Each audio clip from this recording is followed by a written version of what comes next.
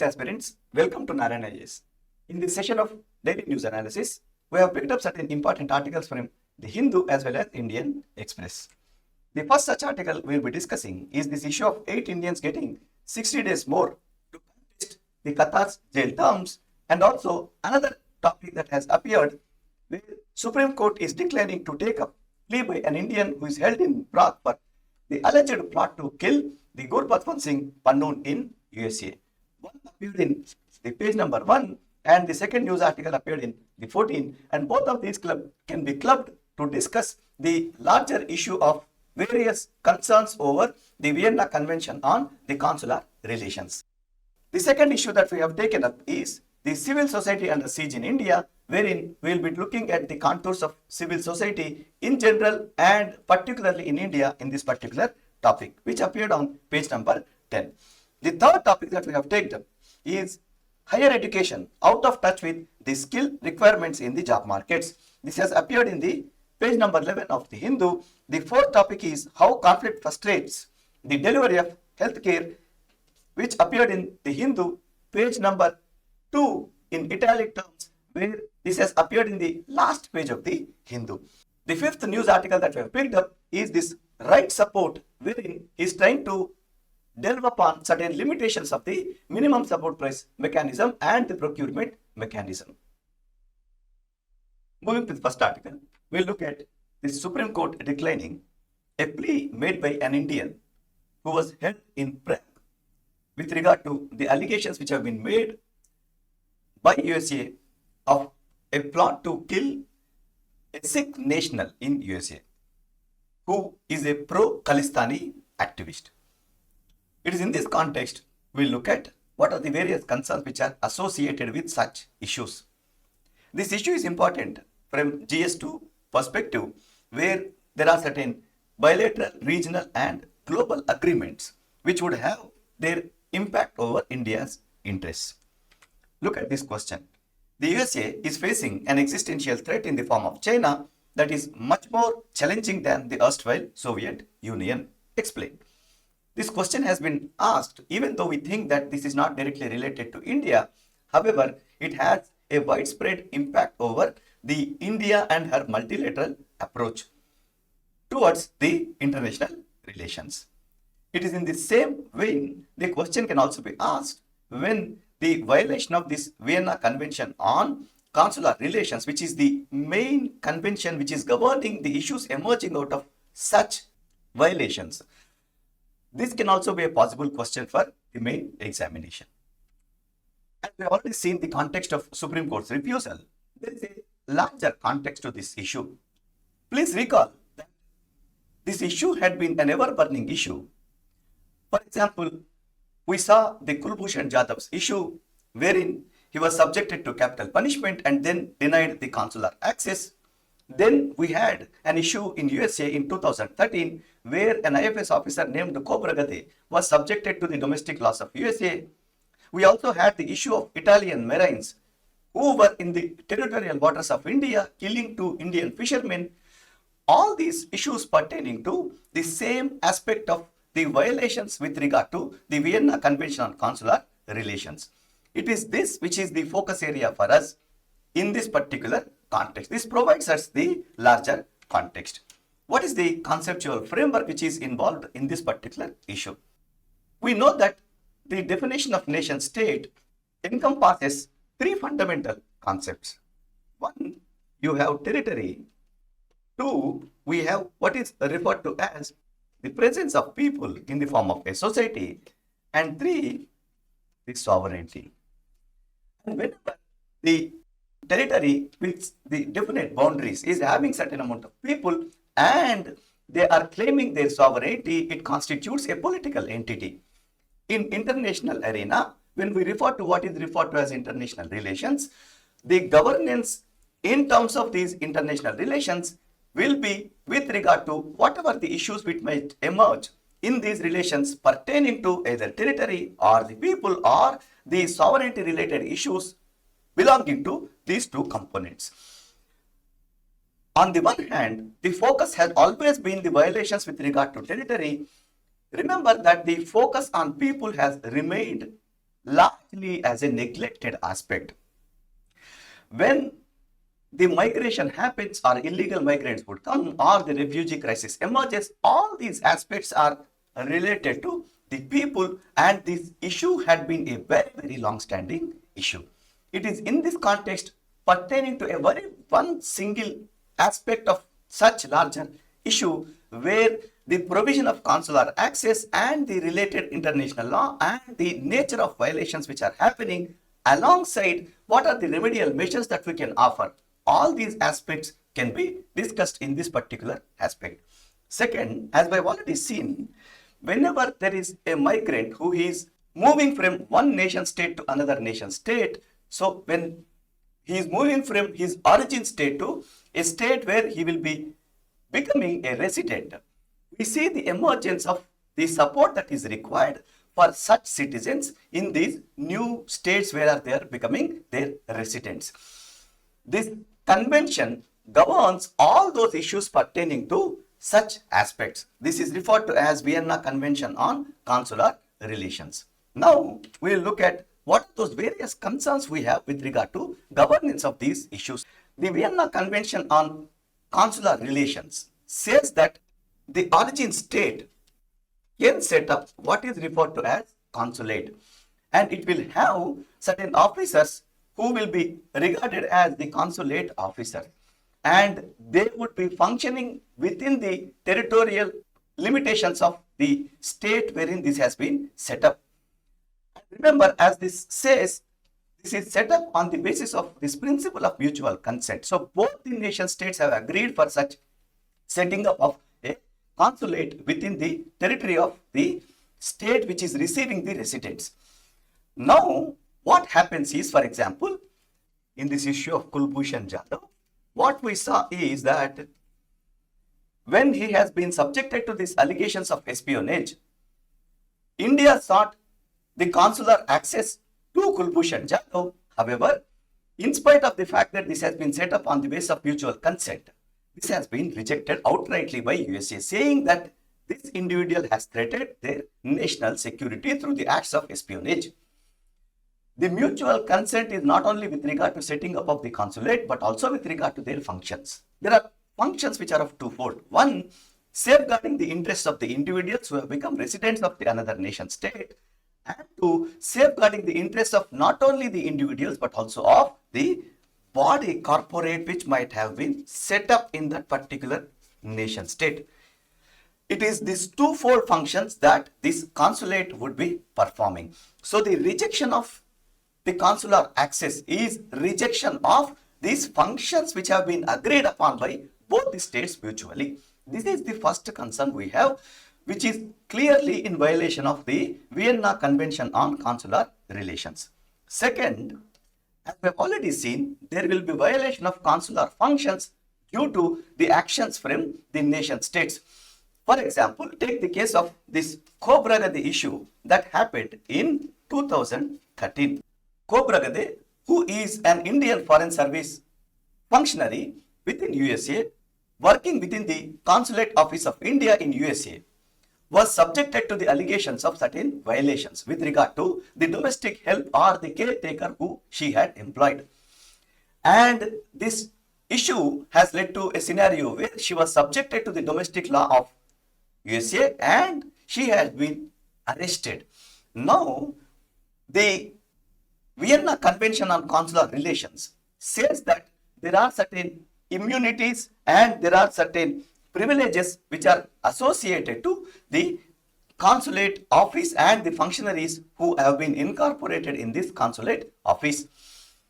These immunities and privileges were being claimed by Khobragade. However, US said that the violation with regard to the domestic help being severe in nature, and as it has violated the domestic laws of USA pertaining to some of the provisions, for example, the minimum wages that she had to give to that lady, she has been subjected to the domestic laws and hence she had been arrested. And this led to a situation wherein India was asking for the consulate access to her. However, this has been rejected. As you see in this has clearly violated the functionality of the consulate, both from the perspective of the the violations of privileges and immunities that she would enjoy, and 2, violation of even the access from the consulate to her. The third such violation is with regard to the complete closure of the consulate, because of which the complete halt and end of the consulate functions would occur. Take the case of India-Pakistan relations. Whenever there were instances of activities in India, the first hit that we used to see is with regard to this closure of consulate when such terror activities have been seen as of severe nature. And as these consulate services will be closed down, there will be similar reciprocation from the other side of the soil, where even our consulate services would also be closed down. This would be a slap on the citizens of both the nations, because this would completely end whenever there is a requirement of such service from the consulate for those citizens, and hence their fate will be lingering in case there is a violation of the domestic laws. Fourth, the protection of the premises of these consulates also become very, very important. For example, India-Afghanistan relations, if you look at, whenever there is an attack on Indian consulate in Afghanistan, the consular services were toned down deliberately by the Indian government. This would tone down the functionalities of the consulate in case there is a violation with regard to the interests of the Indian citizen who is working there or who is resident there. Then the services won't be available to such citizen.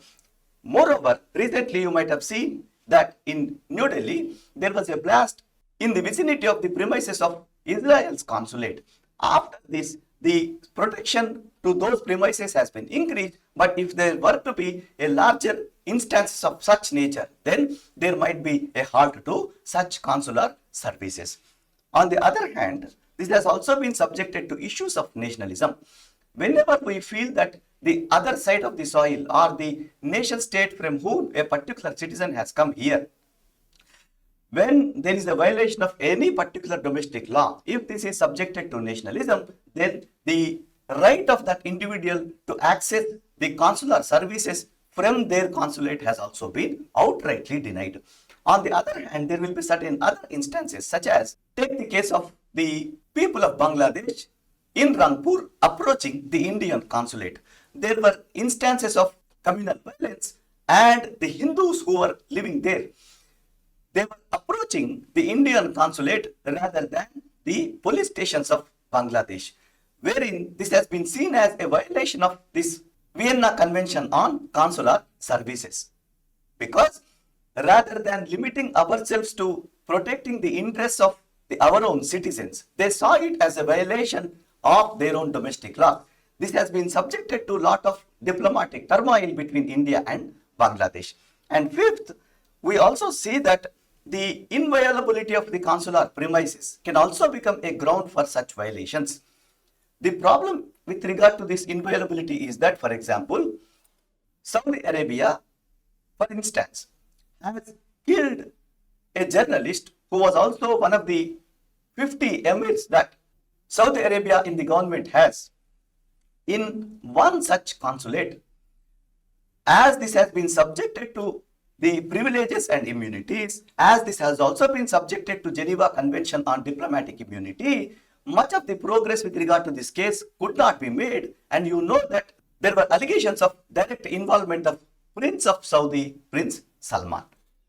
Moreover, you have the issues of questions over privileges and immunities. To what extent these privileges can be there and to what extent immunities can be there. This example of Cobra Gade, when USA said that she has violated the domestic laws and these violations of severe nature, now there is a lot of subjectivity with regard to the legal provisions have been made. And this has led to the questions over to what extent these privileges and immunities can be there and can be defined. As you see, these concerns are there. All these concerns pertaining to this Vienna Convention on Consular Relations are leading to these situations wherein an individual allegedly violating a particular domestic law of a particular nation state is being denied with his natural right to get heard. This natural right to get heard, which is part of principles of natural justice, will be done only through the consular access. What is the basic another concern we have? As we have already seen that it is showing a conflict between the international law and domestic law. Remember that whenever we are signing an international convention or international treaty, it means that to the extent of terms and conditions which are mentioned and to the extent of whatever the provisions which are included in the international law, we are giving up our sovereignty. On the other hand, once we have given up that sovereignty, when we say that our domestic law must prevail over the international convention, this is going to be considered as a violation of public international law. For example, in the case of Kulbhushan Jadhav, when Pakistan has denied access to Kulbhushan Jadhav from accessing the Indian consulate and their services, we had to approach International Court of Justice and get a remedy from the International Court of Justice that this cannot be done by Pakistan. So this act of Pakistan was seen as a violation of this international law, giving more prevalence to the domestic law and being signatory to the international law in the form of Vienna Convention on Consular Relations. She should have granted such consular access. On the other hand, we also have a scenario wherein when Italian marines were subjected to these allegations of killing Indian fishermen within the Indian territorial waters, same were the allegations from even the Italy. They were saying that the India can extradite them to Italy and they can be subjected to domestic laws of Italy. However, India was denying this because there were domestic political pressures, and also India said that this violation is of irrevocable nature and hence they must be subjected to the domestic laws, and such violations cannot be subjected to this Vienna Convention on Consular Relations. As you see this, the dilemma with regard to which has to prevail can be sorted out when all those other concerns that we have seen can be subjected to debate and brought to certain conclusions. Second, if you see the scenario of Indian marines in Qatar, we know that there is involvement of lot of opacity. There is no transparency as to how this issue has been considered and how diplomatically the death penalty that has been awarded to these marines was reduced to the life term. As you see this opacity, what we are trying to see is the arbitrariness in the implementation of this Vienna Convention on Consular Relations. It is not just from the end of one nation state or the other nation state. We see this as a holistic concern throughout the globe. The international relations and the governance of citizens who are migrating peacefully, their rights and the principles of natural justice pertaining to their rights are subjected to the halt because of such arbitrariness. Hence, in place of opacity, there is requirement of transparency. As we have seen, the way forward can be the complete overhaul of this international law pertaining to the consular relations, wherein either consent or the functions or the privileges and immunities that the consular officers would be subjected to, all of these can be subjected to debate and arrive at certain meaningful conclusion as to what they are actually defined both in form and also in terms of substance. Moving to the next article, we'll discuss the civil society under siege in India. This article is important from the society point of view, where the development processes and the development industry, wherein the role of NGOs has been recognized. Second, it is also significant from the accountability and ethical governance point of view under GS 4. Look at this previous year question. Can civil society and non-governmental organizations present an alternative model of public service delivery to benefit the common citizen? Discuss the challenges of this alternative model, asked in 2021. Clearly, he is focusing on what are the various challenges that this alternative model has. We'll delve into the article. What is the context in which we are discussing this issue? There are two fundamental concerns. One, civil society, as we know, is being subjected to certain controls. And two, there is also lack of what is referred to as civic space, which is generally understood as an autonomous sphere in which the civil society could voluntarily and democratically act. When we understand what is referred to as civil society, how do we really define it at the definitional level?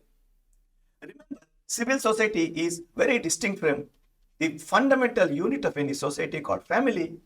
Then it is distinct from the unit of polity called as state. It is also distinct from the unit called society. Within the society, there is an autonomous sphere which emerges. Within the society, there is an autonomous sphere, and within this autonomous sphere, what you see is, in any democracy, empowerment of citizens getting empowered because of the constitutionally guaranteed principles which guarantee certain rights for them to empower themselves. And three, based on this autonomous sphere and empowerment of citizens, they create a trust-based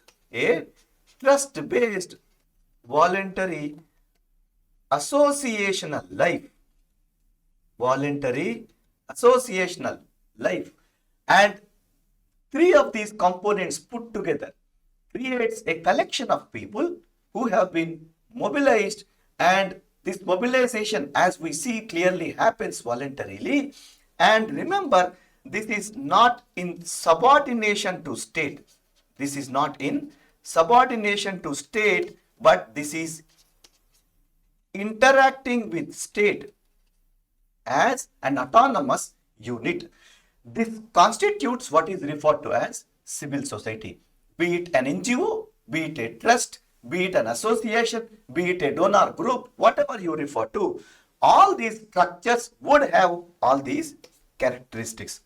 And remember that there are certain set conditions, and these set conditions are defined by the constitutional scheme, and this constitutional scheme defines this on the basis of certain guaranteed principles within the democracy.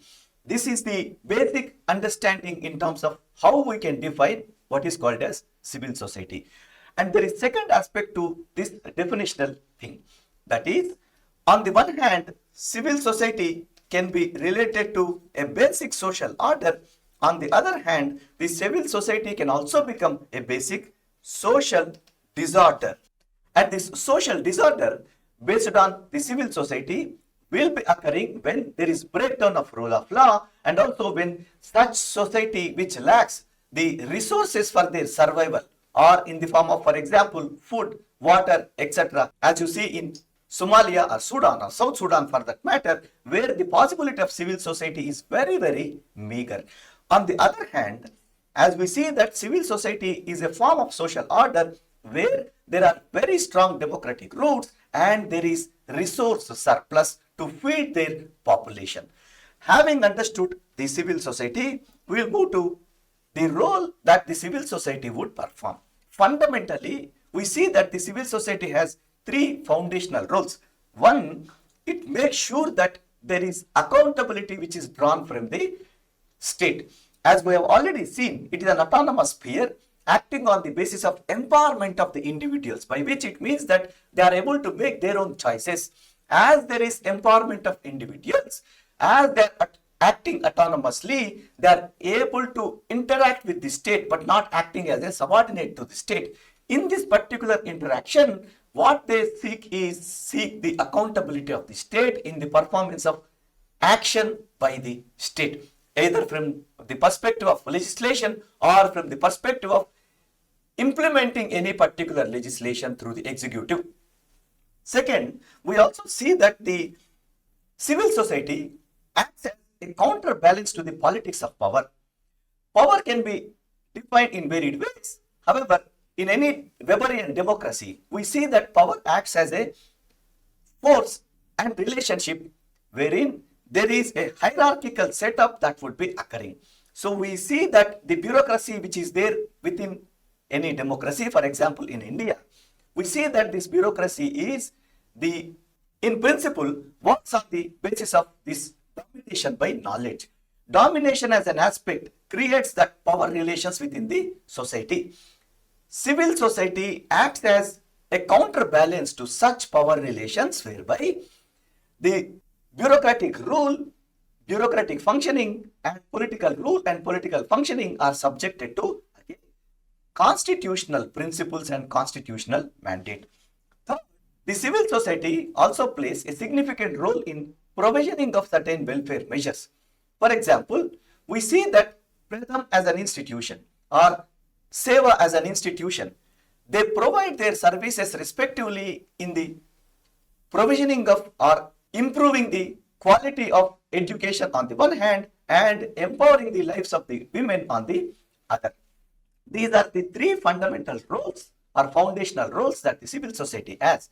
This translates into some of the actions by the civil society as part of the politics and society. One is that they have the role of what is referred to as advocacy and representation. For example, you have this Association for Democratic Reforms, which advocates certain democratic reforms which have to be implemented not only in the electoral politics but also by and large in the parliamentary democracy, and the principles govern it. Second, they also act in terms of the checks and balances. For example, you have this association referred to as National Campaign for Right to Information, which is seeking to emancipate individuals through the Right to Information Act. Third, you have certain associations which work in the area of or arena of community development. For example, Saving Children of India. It does not only the acts of advocacy and representation, but also it is looking into the aspects of community development.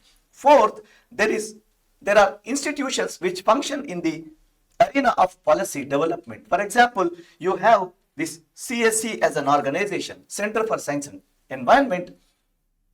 This advocates the environmental policy and related measures.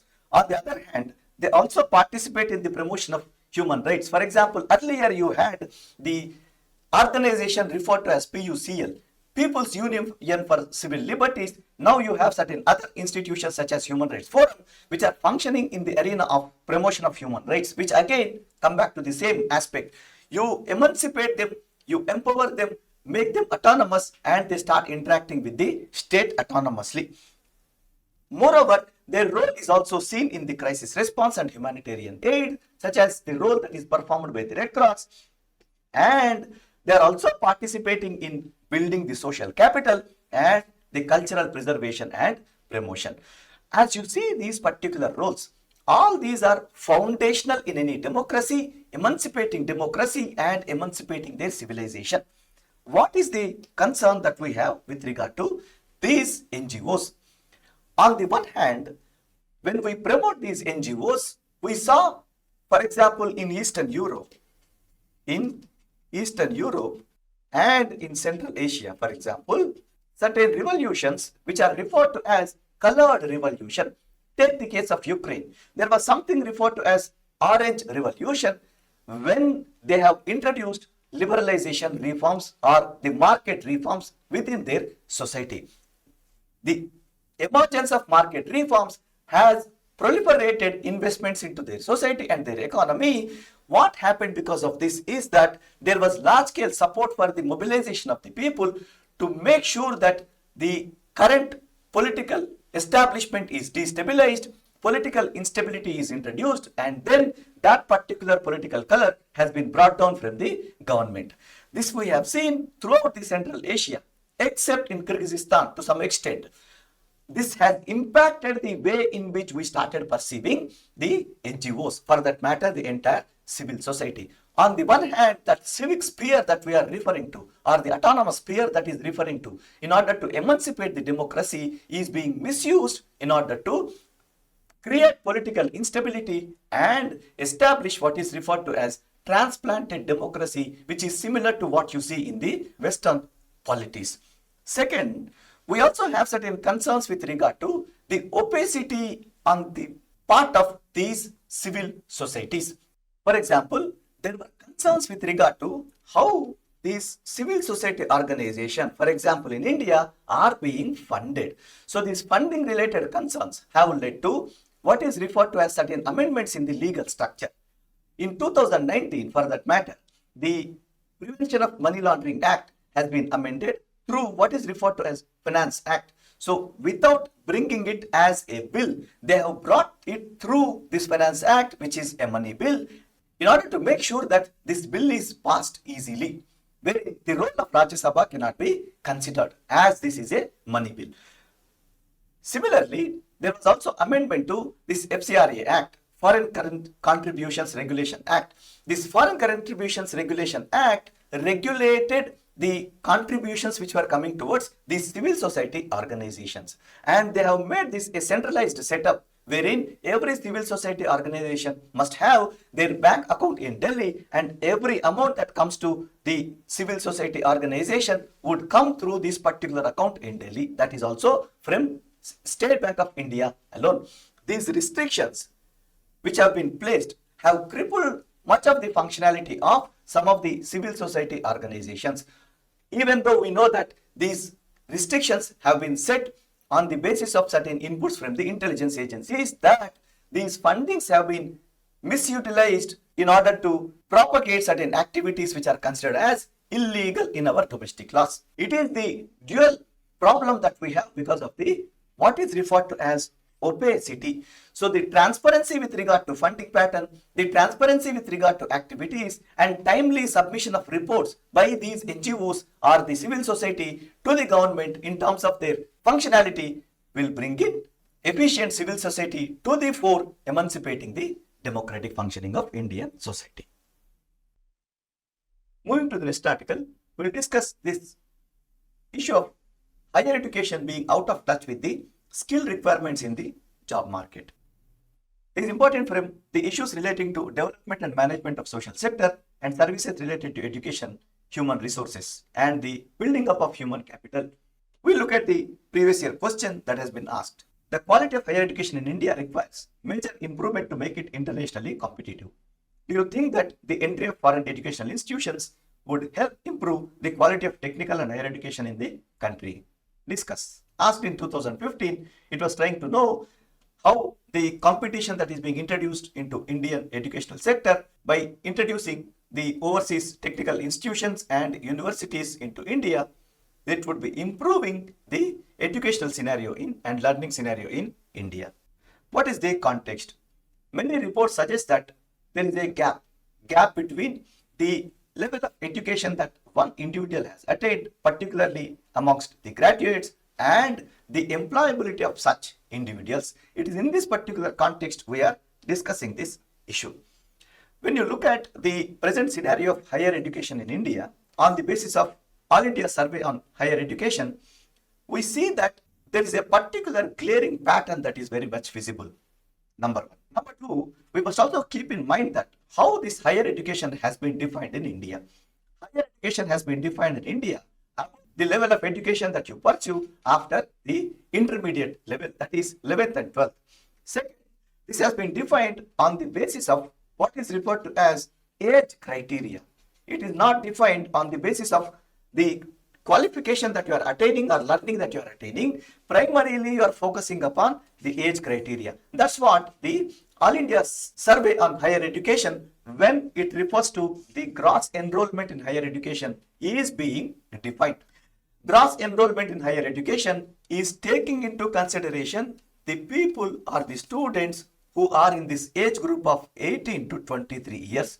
This is the criteria that they consider rather than considering how much of enrollment has happened within the higher learning category. First limitation that we have. Second limitation is that we don't consider the skill development learning that happens or accrues to any individual as part of higher learning. Number three, any kind of diploma courses that you pursue or the industrial training that you receive as an apprentice in any particular institution, these are all not part of higher education. And number three, automatically when age criteria becomes the parameter in order to define the gross enrollment into the higher education, then we see that if you are above the age of 23 years, then you are not included in this particular measurement.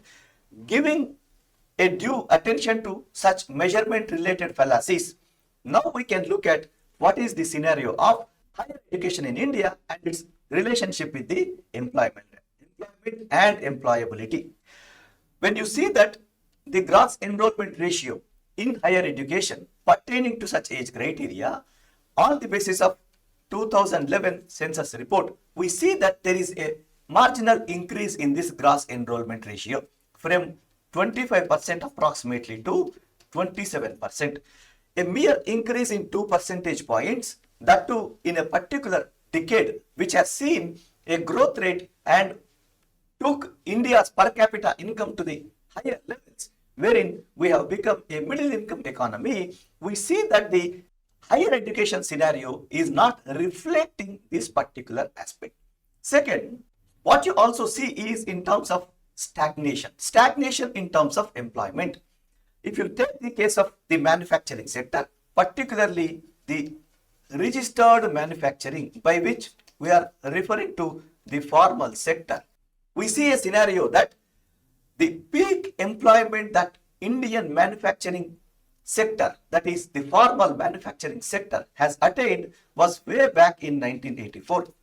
After that, what you see is the employment generation from the manufacturing sector below that particular level, which was a mere 2.8%.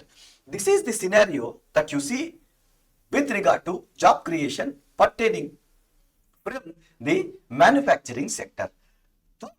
The PLFS survey, the latest PLFS survey, has alarmingly said that there is a scenario of graduate unemployment in India, by which it is saying that there are larger spells of unemployment or the status of not remaining with any income generating activity for the individuals who have completed their graduation or who have already completed their higher education. This is an alarming situation that PLFS survey has shown. Moreover, this alarming situation probably is also endorsed by another particular fact. We see that there is a mismatch between the skills that are being learned in higher education and the skills that are demanded by the industry. And the skill mismatch is being seen is to the extent of 53% of the population. That is, merely 53% of the population are having the required skill matching the employment and the employability factors or criteria that have been considered by the employer. Moving ahead, we also see that there are certain fundamental challenges within higher education sector because of which we see this particular issue, or rather largely this can be attributed to these particular factors. One, poor research infrastructure, by which it means that as you translate this into how much of investment that is going towards the research and development in Indian society in comparison with any other such peers, for example, USA or China or South Korea, we see this glaring reality at the macro level. Merely 0.5 to 0.6% of GDP is going towards research and development in India. On the other hand, if you take the scenario of USA, nearly 3% of the GDP, or to be precise, 2.8% of the GDP, and if you take the case of South Korea, which is at 4.2% of the GDP, which is the similar figure even for China. And as you see that this poor catering to R&D in the form of investments towards R&D as a percentage of GDP indicates that the infrastructure development with regard to R&D will also be poor. Second, there is also this problem of over-regulation.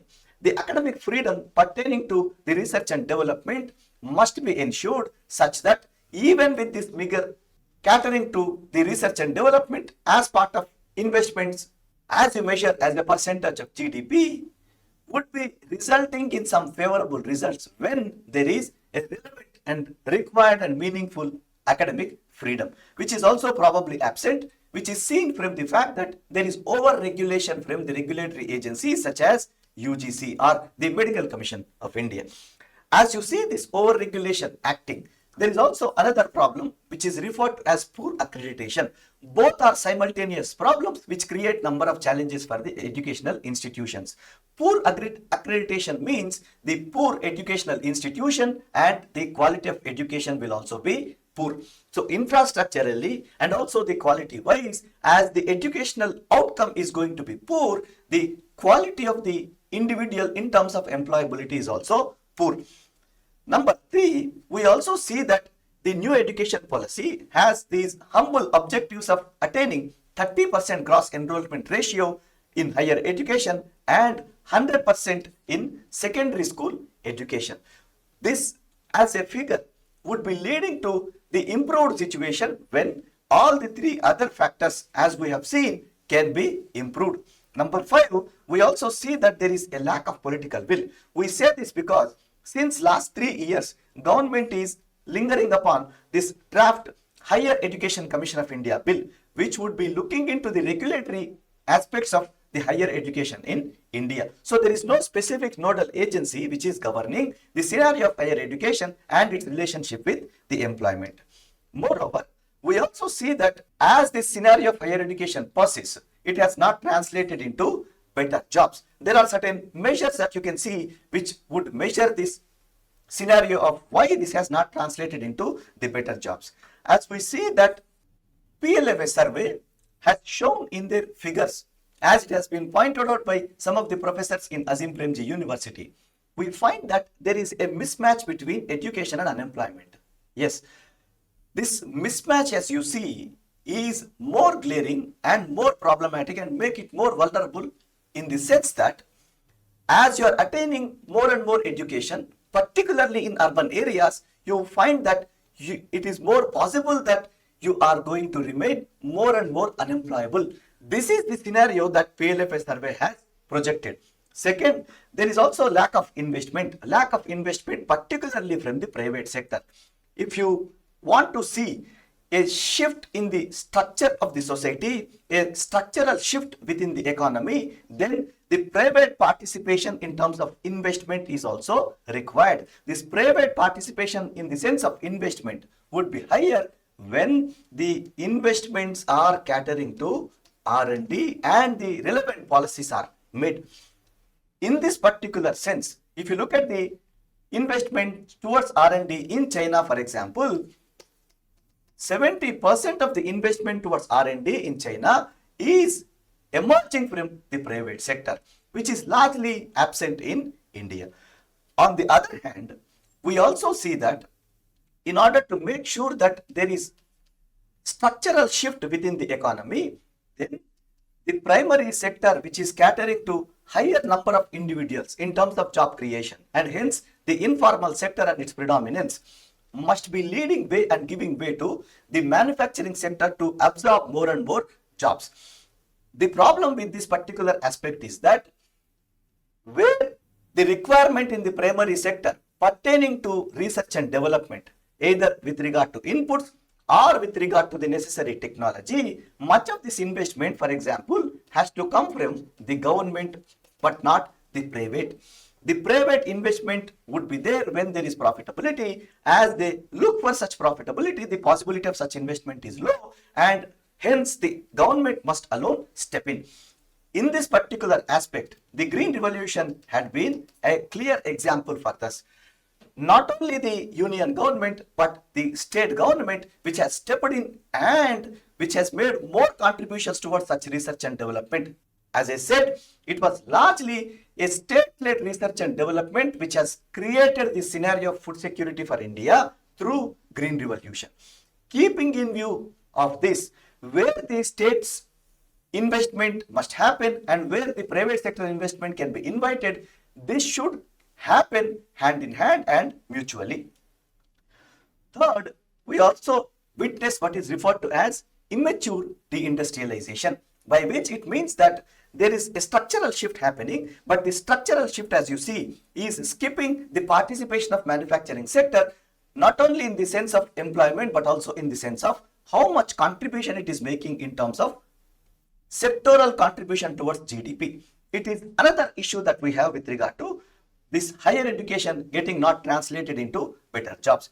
And more importantly, the poor skilling of youth had been an issue. We see that only 7% of the people or the labor force, as you see, have received formal training. Alongside, as PLFS suggests, as much as distress increases, and we have seen this scenario post 2008 global financial crisis and also post pandemic, that As much as distress increases, gender inequality in terms of higher education translating into better jobs has also increased. This distress is what one has to address. Now, what is the way out we have with regard to this? In order to address this scenario, government has come up with certain measures.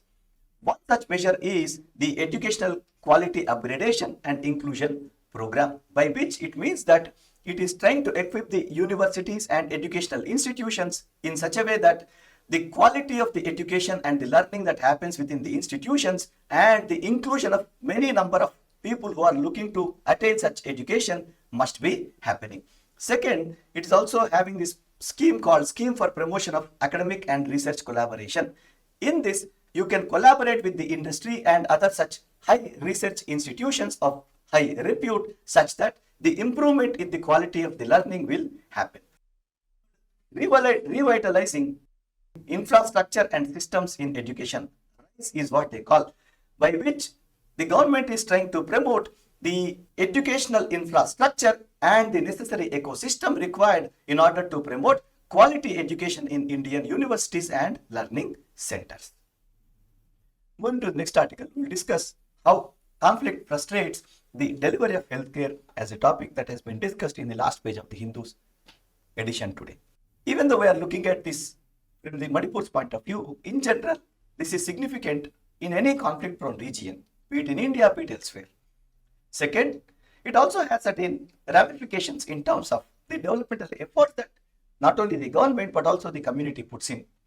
And these ramifications need and must have a prerequisite in the form of a very peaceful coexisting society. Look at this previous year question.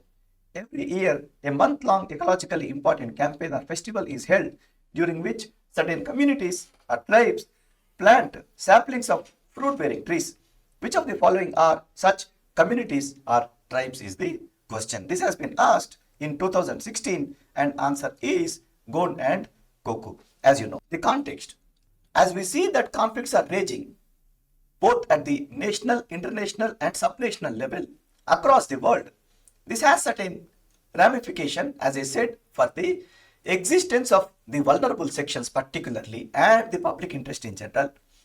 Conflict and violence, as you see in Manipur, for example, has severely impacted the delivery of the healthcare as a public good, or for that matter, even in some cases, the common good, posing significant challenges for both healthcare providers and the patients. It's not just about the healthcare, but in general, any kind of public good delivery that has to happen will be crippled whenever there is a conflict-prone situation. As you see this Manipur conflict, what you are seeing is the conflict is particularly the sectarian, and the interests of the Maiti community and the interests of the Koki community, which are the ones which are at conflict with each other. In this figure, what we are seeing is the demographic distribution of the population in Manipur. As you see that the Maiti population, which constitutes more than 50% of the population of Manipur, is concentrated in the regions. And as you see that this region is dominated by the Maitis and hence their density is also very high. On the other hand, if you look at the Kong population, or if you look at the Naga population, or even if you look at the Kuki population, which have occupied the hilly regions in Manipur, they think that they are being considered as the ghettoized communities by Maitis, as you see reports from their own communities. On the other hand, Maitis say that they are also tribes and hence they need certain privileges that the state government provides, including the privilege of reservation in government jobs. Even though there has been the triggering point for the conflict, in fact, this sectarian violence between Kukis and Maitis is very long-standing history.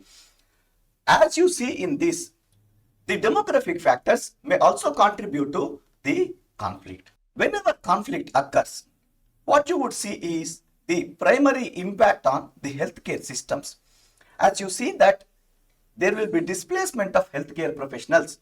For any state like Manipur or Nagaland or Arunachal Pradesh, which has a lower number of healthcare professionals per every 1 lakh population, the one of the lowest in Indian scenario or lower than the Indian average, you would see that any conflict would put lot of pressure on the healthcare system, particularly from the perspective of the professionals. They will not be in a position to function accurately. Second, what you would also see is that the healthcare facilities would become inaccessible.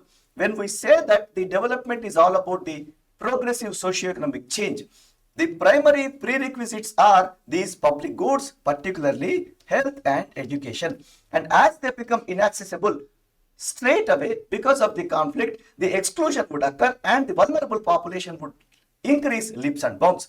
Third, wherever the accessibility is there, what you would see is that these hospitals which are accessible or the healthcare centers which are accessible, they become crowded and there will be more competition for such access alone. So the provision of healthcare becomes difficult because the access itself is becoming difficult. Along with this, what you would see is that any such vulnerability emerges, then the social security becomes fundamental. And such social security, particularly for health and life or disability, would be in the form of the insurance. You would see that whenever such conflict is there, in spite of that conflict situation has been doused, what you would see is the penetration of insurance would become very difficult because of the fact that such conflict might emerge in the future also. Hence, continuation of the peaceful existence is very much prerequisite in order to have insurance penetration. Second, there would be logistical challenges even with regard to the medical supply chains. The medical supply chains would completely be broken whenever conflict emerges. For example, take the case of Nepal.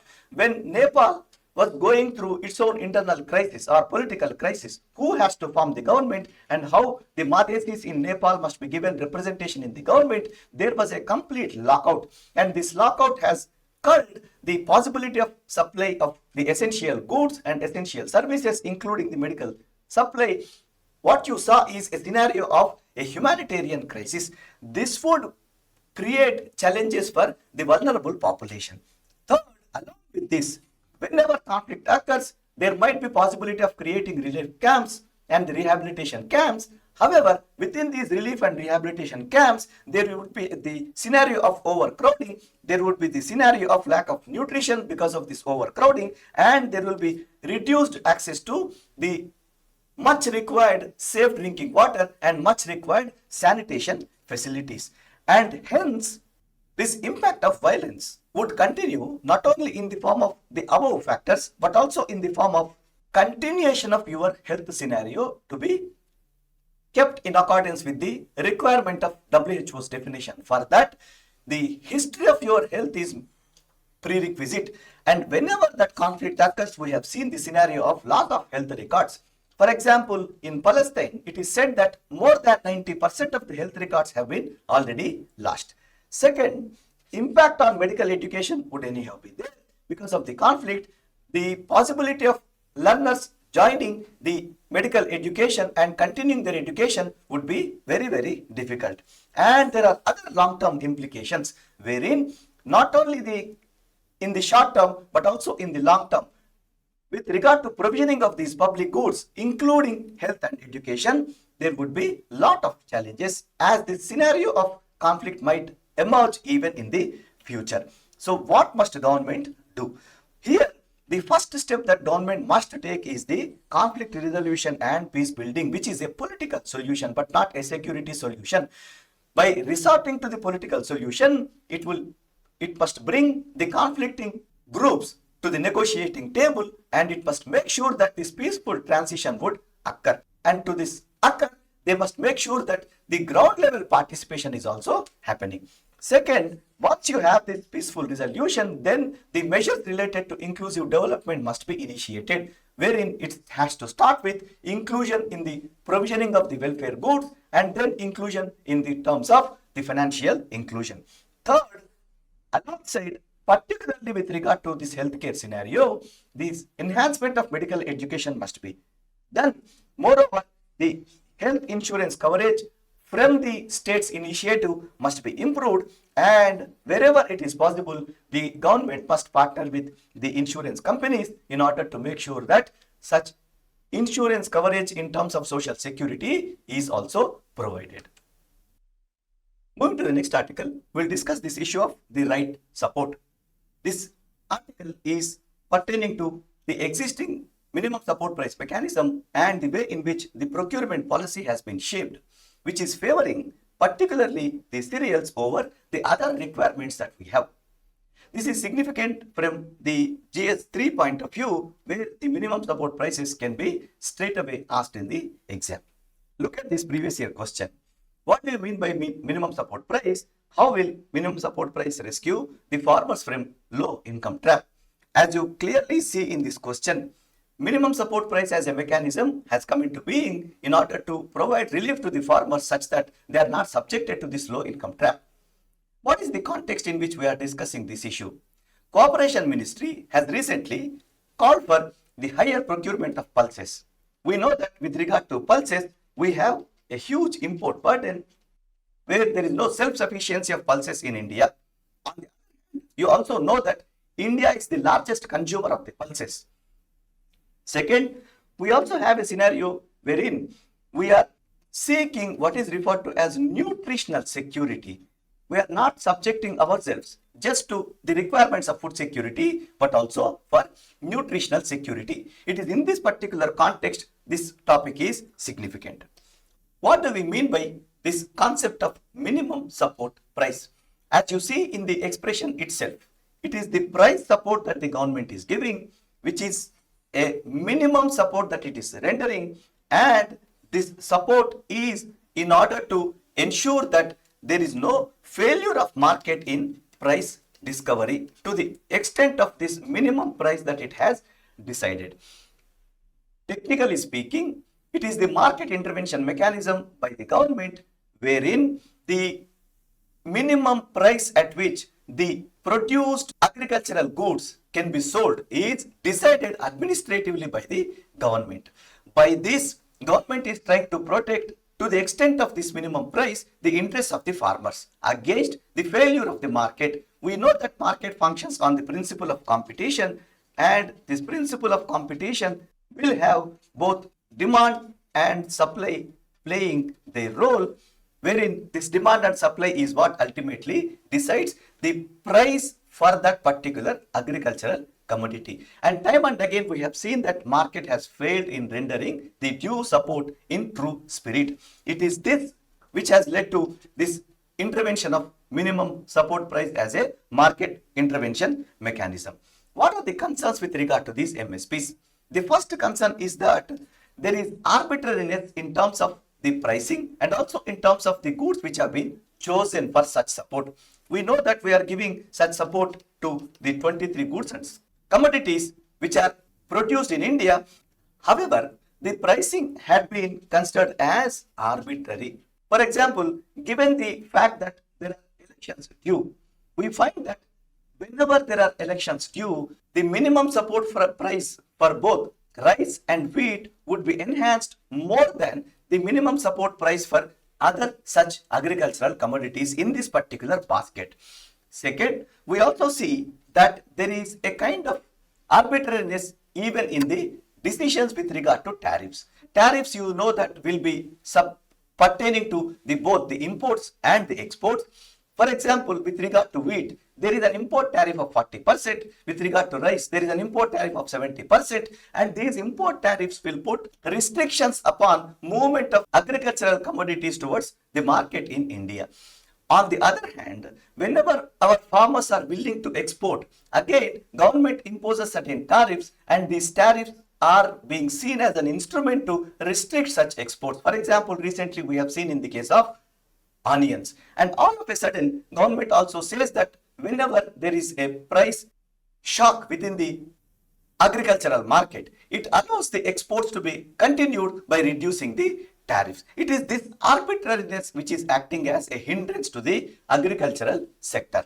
Second, given the fact that this MSP and the tariff structure have clearly favored the cultivation of cereals in India, particularly rice and wheat, it is said that this has distorted Indian agriculture in favor of these two commodities by showing lesser interest towards pulses and oil seeds, or for that matter, many other such requirements.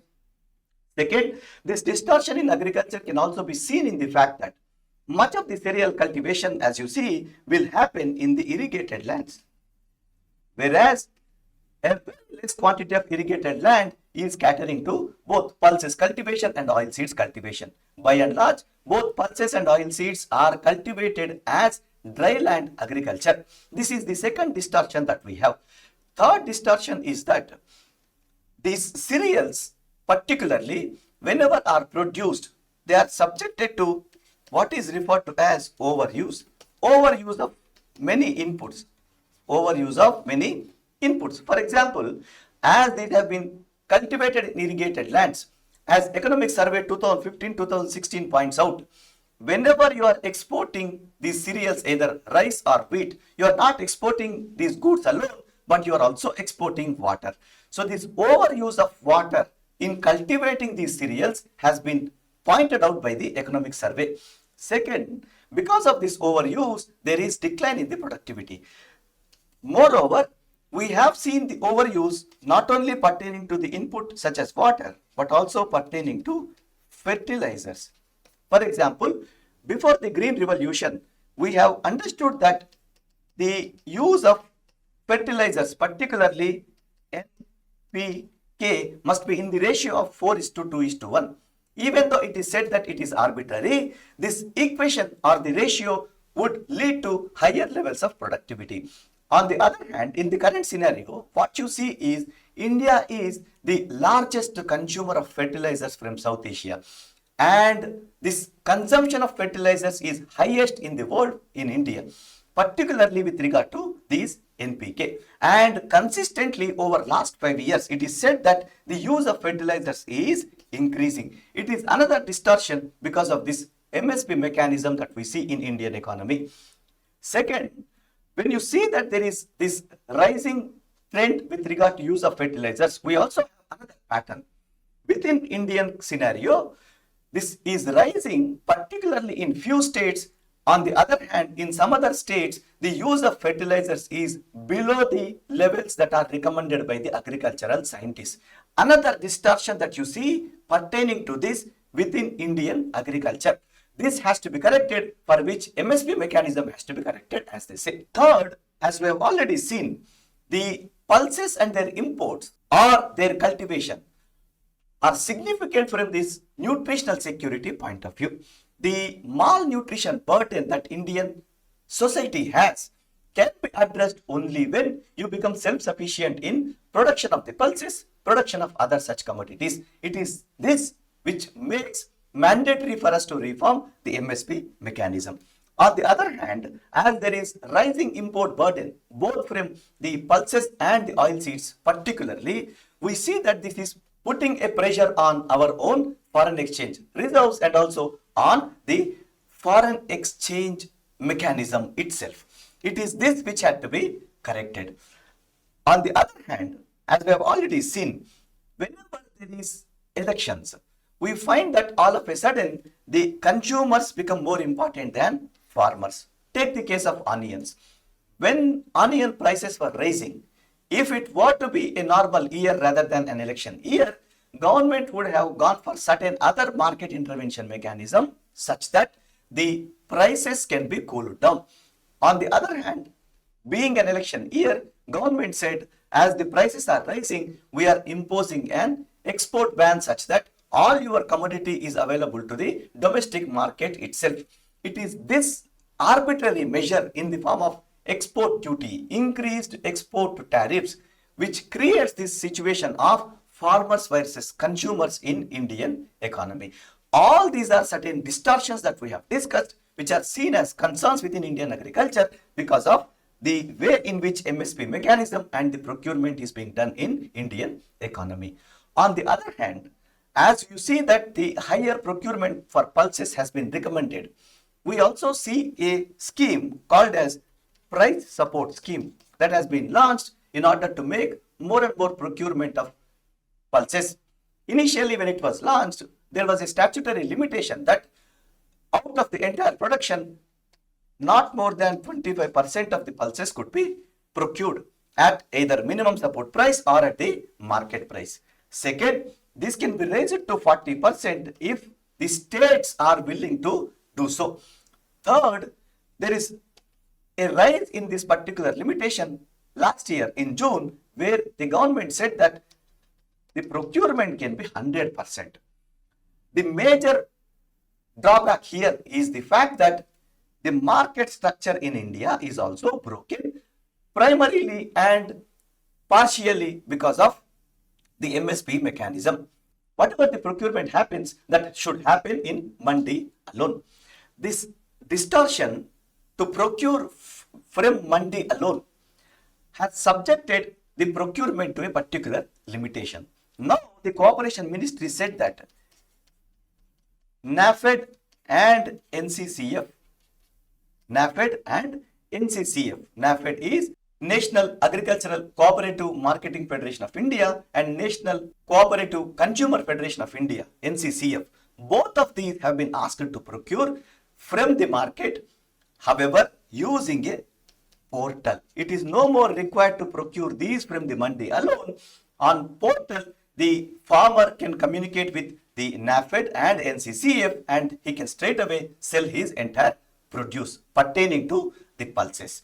Here, the government is trying to step away from the current structure of agricultural market, wherein the agricultural produce must be sold in the mandi in your vicinity alone. You cannot even sell your produce across the border of your own state.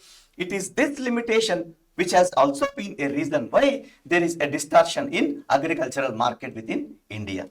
Now, in order to address these concerns, there are two particular measures that government can think of. One, there has to be a role for the market mechanism, not only from the perspective of the inputs or the process of agriculture and the output and how it is being sold in the market, that is distribution. What is the way in which we can address these distortions within Indian agriculture? One way is to enhance the role for the market. What do we mean by this? Take the example of horticulture or even the dairy sector. You find that both in horticulture and dairy sector, there is large scale involvement of market, and given the involvement of market and particularly the private investment, both the subsectors of Indian agriculture are thriving in India. On the other hand, we also have one statistical figure which can tell you that milk production in India is highest in the world, and also the horticulture production has surpassed the cereal production in India. Both of these are particularly, as it is pointed out by Niti Aayog, is because of involvement of the market. On the other hand, the MSP mechanism, as it is creating a limitation on the private investment as a possibility within Indian agriculture, either from the production or the distribution point of view, they say that there has to be a reform with regard to this MSP mechanism.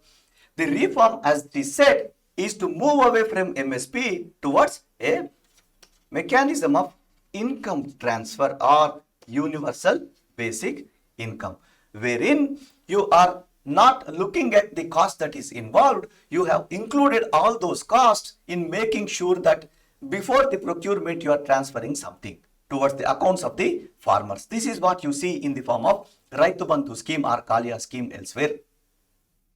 This reform of MSP, by replacing it gradually with this universal basic income, will allow the market to participate within Indian agriculture, both from the investment point of view and also from the distribution point of view. On the other hand, as you replace this gradually with income transfer, it is also giving certain leverage for the farmer by providing certain income support. Third, the MSP can be reformed in another perspective also. If you are willing to continue the MSP, as Ashok Gulati committee has said, take into consideration the MSP mechanism where you are also considering the costs involved in cultivation. For example, as we have already seen, cereals when they are cultivated, they are using water and the fertilizers more than what they are supposed to, and hence this has to be considered as a cost while deciding the minimum support price for that particular commodity. This will enable the government to come up with an MSP which is meaningful for all the crops cutting across the spectrum of production. When we do so, the preference would hence straight away move to pulses which are of least cost and which are sustainable even on the basis of the pattern that we see with regard to their cultivation and the oil seeds, which might get a better MSP, and hence the shift in the agriculture from cereal production to the pulses production or oil seeds production can happen. Having completed the discussion over the topics, we'll now delve into the practice questions. Take this first question. Consider the following statements regarding the minimum support price. The Commission for Agricultural Costs and Prices gives recommendations for MSPs which are binding on the government. We know that it's not binding. In case the market price for the commodity falls below the announced minimum price due to bumper production and glut in the market, then the government agencies purchase the produce offered by the farmers at the announced minimum price. This is the correct statement and hence answer has to be B, 2 only. Move to the second question. Consider these following pairs. One is talking about the international conventions and other is talking about the mandate of these international conventions. The first international convention is the Rome Statute in 1998, has the mandate of creating the International Criminal Court, which is the right statement. Second, the Vienna Convention of 1963 provides for a legal framework for consular relations, which is also a right statement. Third, Geneva Convention 1929 primarily deals with the treatment of prisoners of war, which is also a right statement. Fourth, Budapest Convention 2001 addresses crimes committed via the internet, which is also a right statement. So how many of the above pairs are correctly matched? Answer has to be all the 4. Consider this third question. Consider the following statements. In India, higher education comes under concurrent list of 7 schedule, which is a right statement. Rashtriya Uchtar Shiksha Abhiyan RUSA, in short, is a centrally sponsored scheme for funding the state government universities and colleges to achieve the aims of equity, access and excellence, which is also a correct statement. Third, one of the objectives of Skill India mission is to reduce poverty in the country, which is also a right statement. So the question is, choose the incorrect option. So the incorrect option has to be none of the above. Moving to the fourth question, which of the following will be the impact of violent unrest or conflict on the health system in a state? First statement is increase in incidence of communicable diseases, which is right. Exodus of specialist doctors, which is also right. Breakdown of supply chain across the affected region, which is also right. Increase in out-of-pocket expenditure for the poor, which is also right. So select the correct answer using the codes given below. Answer has to be all of the above. Moving to the fifth and final question. Consider the following statements regarding FCRA, that is Foreign Contribution Regulation Act in India. First statement, it does not impose any foundation on NGOs which are not directly linked to any political party. Second statement, under provisions of this act, organizations receiving foreign funds will not be able to use more than 50% of such funds for administrative purposes. Both of them are false. Third, cartoonist, editor and publisher of a registered newspaper are not debarred from receiving foreign contributions. This is also false. So how many of the above statements are incorrect? Only 1, only 2, all are incorrect, all are correct. Answer has to be all are incorrect. Moving to the mains practice question. Take this question.